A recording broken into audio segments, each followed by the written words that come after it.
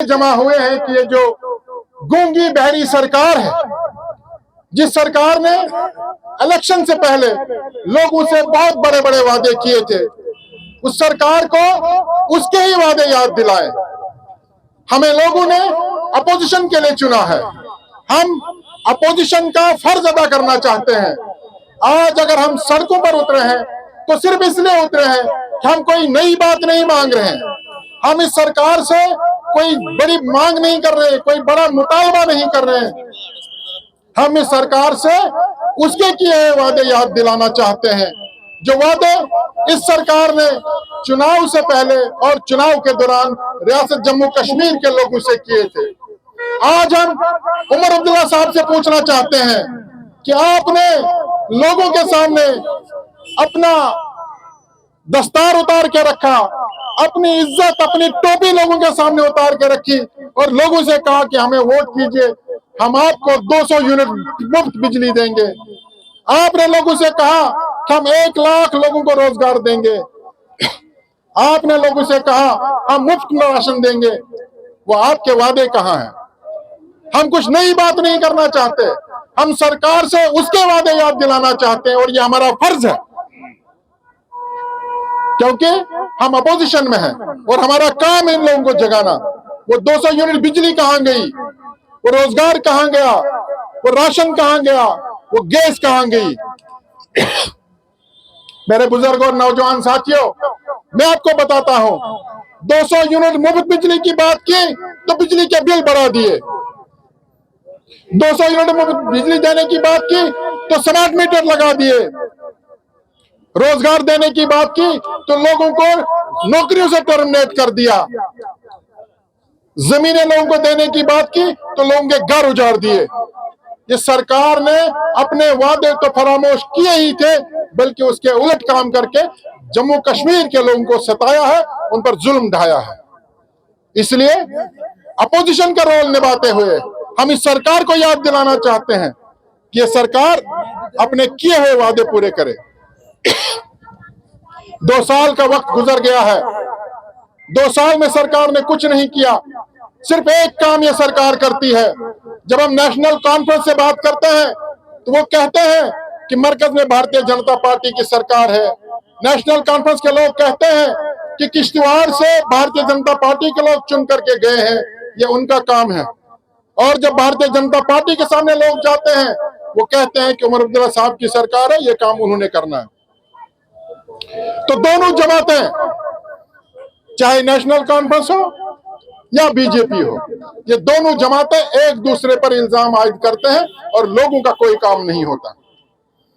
नरेगा में पेमेंट्स बंद पड़ी हैं।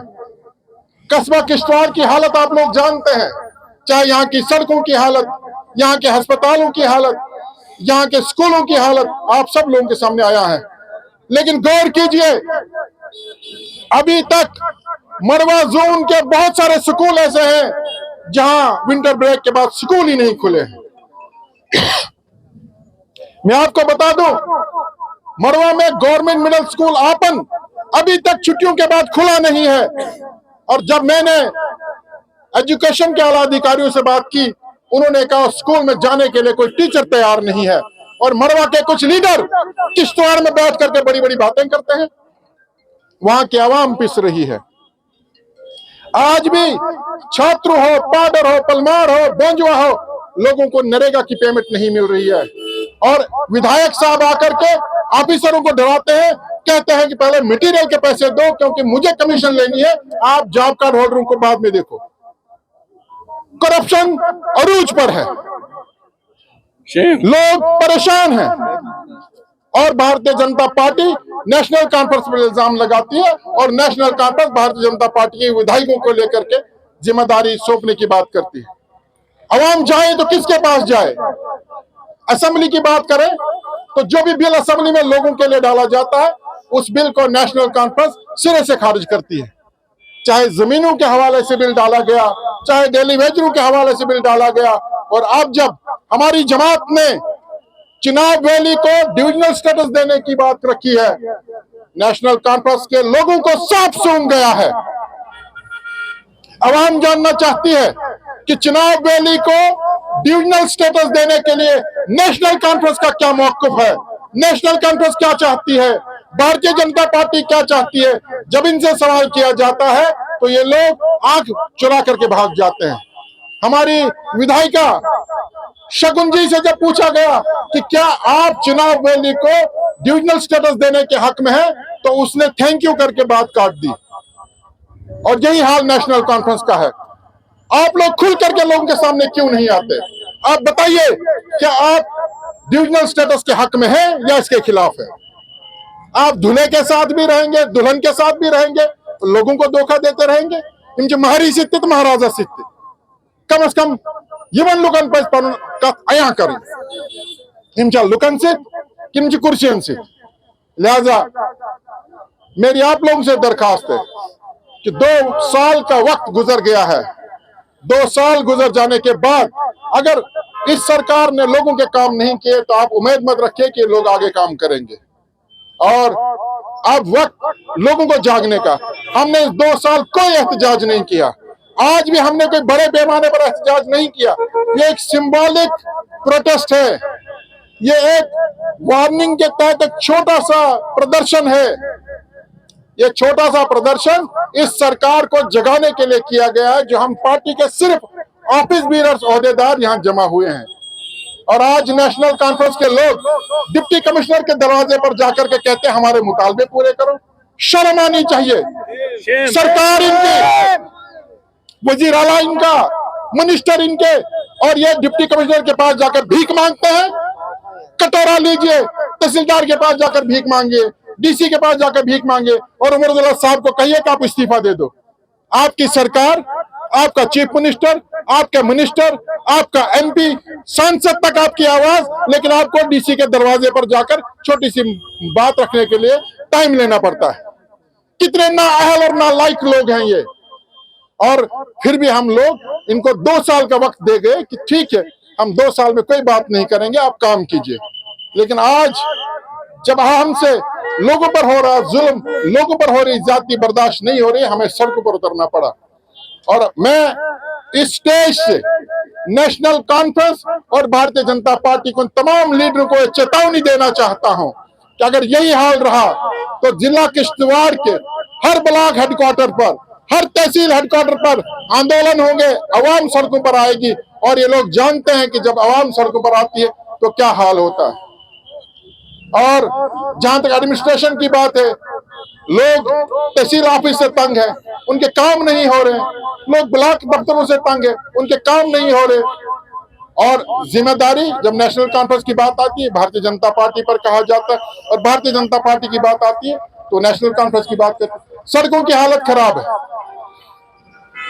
इतने पावर प्रोजेक्ट पर काम हो रहा है, पावर प्रोजेक्ट पर जो भी कंपनी काम कर रही है वो सीएसआर का पैसा कहां रख रही है, उसके बारे में कोई सवाल नहीं करता। पावर प्रोजेक्ट पर जो करोड़ों की आमदन हासिल हो रही है वो पैसा कहां लग रहा है, उस पर कोई सवाल नहीं कर रहा है। लिहाजा मेरी आप सब लोगों से दरखास्त है कि आप सब लोग अब जाग जाइए। अब ये वक्त ज्यादा देर सोने का नहीं है।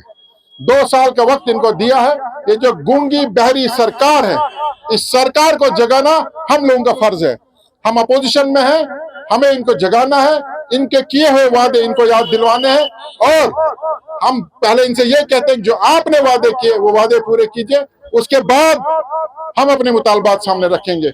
वरना लोगों को बेवकूफ बनाने का जो काम आप लोग करते हैं वो काम बंद कर दीजिए।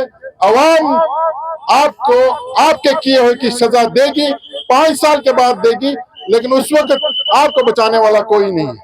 नेशनल कॉन्फ्रेंस की आवाज सिर्फ असेंबली में नहीं, अब तो पार्लियामेंट में भी है। लेकिन अफसोस की बात है हमारे एमपी साहब पार्लियामेंट को सिर्फ एक शूटिंग की जगह बना करके बैठे हुए हैं। कभी एक एमपी के साथ फोटो, कभी किसी कलाकार के साथ फोटो। तो ऐसा लगता है कि लोगों ने जो उम्मीदें रखी थी वो जाकर के फोटो सेशन कराते हैं, और अपने साथ एक फोटोग्राफर भी रखा हुआ है। लोगों के काम कीजिए, फोटो सेशन छोड़ दीजिए, लोगों के काम कीजिए। आपसे लोगों की उम्मीदें हैं, आप काम कीजिए ताकि जो आपने लोगों से वादे किए, कम से कम उन वादों को अगर आप पूरा नहीं कर सकते, उनको पूरा करने की कोई पहल तो करें। लिहाजा मेरी ये दरखास्त है, अब हम जो एहतजाज है, मैंने पहले कहा कि एहतजाज एक सिंबॉलिक प्रोटेस्ट है, ये एक वार्निंग के तौर पर हम प्रोटेस्ट आज हमने किया है। और अगर ये प्रोटेस्ट जो हम इनको जगाना चाहते हैं, अगर उसके बाद भी कोई तब्दीली नहीं आई, न सरकार में न एडमिनिस्ट्रेशन में, तो इस हर डिस्ट्रिक्ट हेडक्वार्टर को छोड़कर तमाम ब्लॉक हेडक्वार्टर्स पर, तहसील हेडक्वार्टर पर एहतजाज होंगे और सरकार से हर बात का जवाब लिया जाएगा। बहुत बहुत शुक्रिया।